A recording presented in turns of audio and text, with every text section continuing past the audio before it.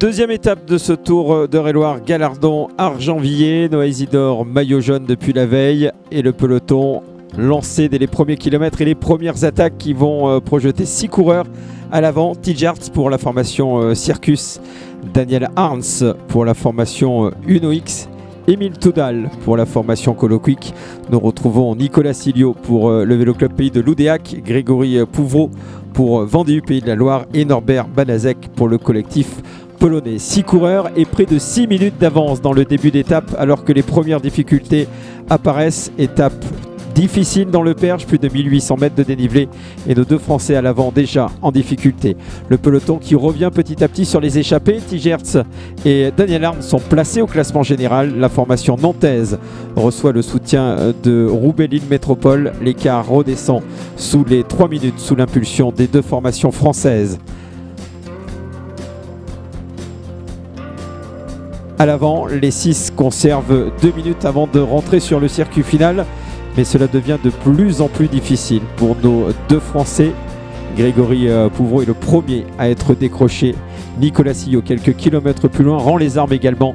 Ils ne sont plus que 4 à l'avant. Tijarts, Daniel Arns, Émile Toudal et Norbert Banazek. Tous s'emballent sur le circuit final et le retour de Romain Cardis, l'ancien vainqueur de Paris 3 ou deuxième du Grand Prix d'Isberg, sort du peloton, fait le jump et revient sur le groupe de tête. Les Nantais sont obligés de contrôler le peloton et surtout de rouler derrière les hommes de tête qui passent une première fois sur la ligne d'arrivée. 40 secondes d'avance.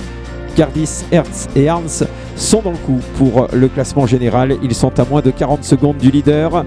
Noah Isidore obligé de faire rouler ses coéquipiers dès l'entrée sur le circuit final. Nous sommes alors à 24 km de l'arrivée. Deuxième ascension dans quelques instants de la difficulté sur ce circuit final, la colline de Rougemont, alors que Romain Cardis est venu compléter l'échappée matinale. Et le bras de fer avec les Nantais qui continuent sur le circuit autour d'Argenvilliers. Deuxième ascension, la colline de Rougemont. Et les hommes de tête vont perdre Daniel Arns, le coureur du Uno-X décroché. Les 3 hommes qui voient le retour du peloton où sort un Breton, Maximilien Provost. Le coureur du Vélo Club du Pays de Loudéac tente crânement sa chance à un peu plus de 12 km de l'arrivée. Le passage sur ligne avec quelques secondes d'avance pour Maximilien Provost. L'homme est en forme, deuxième sur les routes du Tour de Loire-Atlantique, troisième sur les routes de la Charente-Limousine. Maximilien Provost va résister au peloton durant une dizaine de kilomètres. Mais la colline de Rougemont sera de trop pour le coureur de Loudéac. Repris par le peloton au moment où Marcin Buzenski, le coureur polonais, va tenter sa chance. Il résistera durant de nombreux kilomètres au retour du peloton. Un seul homme pourra venir le chercher dans les derniers mètres. C'est Samuel Leroux qui s'impose, le coureur de Roubaix, qui remporte l'étape, lui qui avait gagné le classement général l'année dernière. Le peloton maillot jaune à quelques secondes. Noah Isidore va conserver son maillot jaune après une journée compliquée.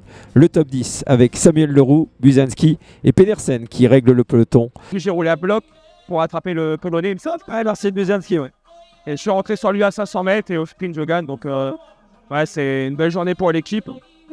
Une belle revanche par rapport à hier parce que vous êtes fait un peu piéger sur le circuit final. C'était un peu chaotique. C'est une sacrée revanche.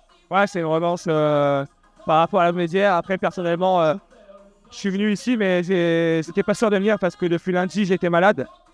Hier, avec la chaleur, ça a été dur pour moi. Mais ce matin, en me réveillant, ça allait mieux. Et là, je sens que ça commence à revenir.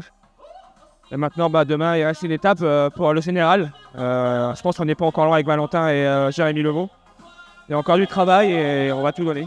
Allez, profitez de ce moment. On va vous laisser savourer votre victoire.